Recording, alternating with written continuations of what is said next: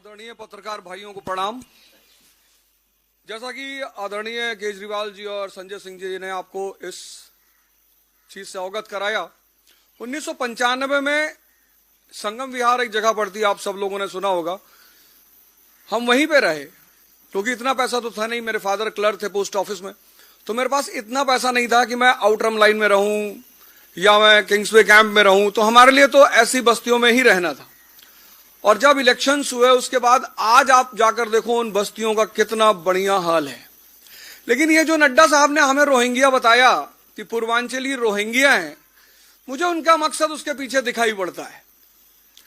गाना है ना, पंछी नदिया पवन के झोंके, कोई सरहद ना इन्हें रोके, शिक्षा स्वास्थ्य विकास की धारा, कोई राज्य ना इन्हें रोके।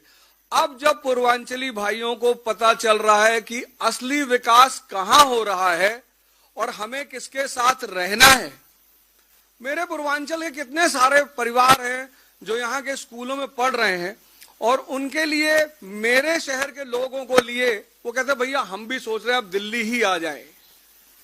मेरा मानना यह है कि जो हमें पूर्वांचली बताया गया, मुझे रोहिंग्या बताया गया कि ये पूर्वांचली रोहिंग्या है, ये सिर्फ इसके पीछे मकसद ये है कि आज पूर्वांचल और बिहार जो सबसे बड़ा तबका है उसको एकदम स्पष्ट हो गया है कि विकास की धारा सिर्फ और सिर्फ आम आदमी की पार्टी के द्वारा बह रही है और वही हमारे राज्य में भी पहुंचाएंगे और पूरे भारत में पहुंचाएंगे। जय हिंद, जय भारत। आदरणीय पत्रकार भाइयों को प्रणाम। जैसा कि आदरणीय केजरीवाल जी और संजय सिंह जी ने आपको इस चीज से अवगत कराया, 1995 में संगम विहार एक जगह पड़ती, आप सब लोगों ने सुना होगा। हम वहीं पे रहे क्योंकि इतना पैसा तो था नहीं। मेरे फादर क्लर्क थे पोस्ट ऑफिस में, तो मेरे पास इतना पैसा नहीं था कि मैं आउटरम लाइन में रहूं या मैं किंग्सवे कैंप में रहूं। तो हमारे लिए तो ऐसी बस्तियों में ही रहना था।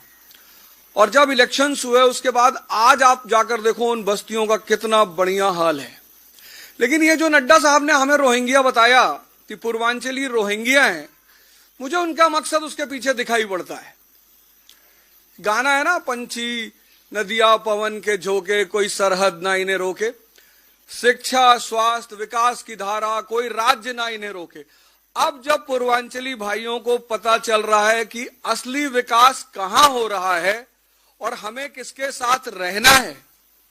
मेरे पूर्वांचल के कितने सारे परिवार हैं जो यहाँ के स्कूलों में पढ़ रहे हैं और उनके लिए, मेरे शहर के लोगों को लिए, वो कहते हैं भैया हम भी सोच रहे हैं अब दिल्ली ही आ जाए।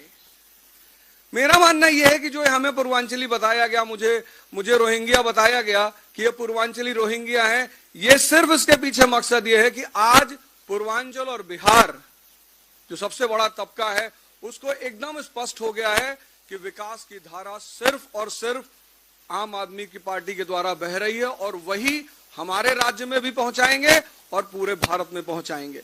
जय हिंद, जय भारत।